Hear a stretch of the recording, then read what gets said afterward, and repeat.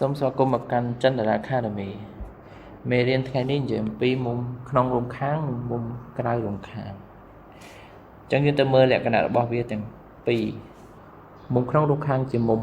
2ដែលស្ថិតនៅក្នុងបន្ទាត់ស្រាប់ទាំងពីរហើយវាស្ថិតនៅតែម្ខាងនៃខ្នាត BF នេះមុំទាំងពីរនេះមានផលបូករង្វាស់ស្មើនឹង180ដឺក្រេតើយើងក៏លេខទៅមើលលំហាត់យើងទាំងអស់គ្នាមុំក្នុងរំខាងនៃ AOI វាស្ថិតនៅក្នុងខាងតែមួយធៀបនឹងខ្នាតគឺមុំ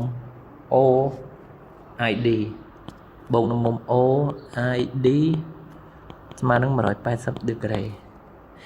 ហើយក្នុងនេះមានមុំក្នុងរំខាងមួយខាងទៀតដែលវាជាមុំ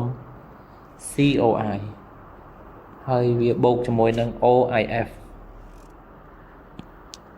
បូកជាមួយនឹង OIF ស្មើនឹង180ដឺក្រេដូចគ្នាតទៅទៀតយើងកលេចទៅមើលមុំក្រៅរំខាងជាមុំ2ដែលស្ថិតនៅក្រៅបន្ទាត់ស្រាប់ទាំងពីរហើយស្ថិតនៅតែម្ខាងនៃខ្នាតដូចមុំក្នុងរំខាងដែរមុំទាំងពីរមានផលបូករង្វាស់ស្មើនឹង180ដឺក្រេ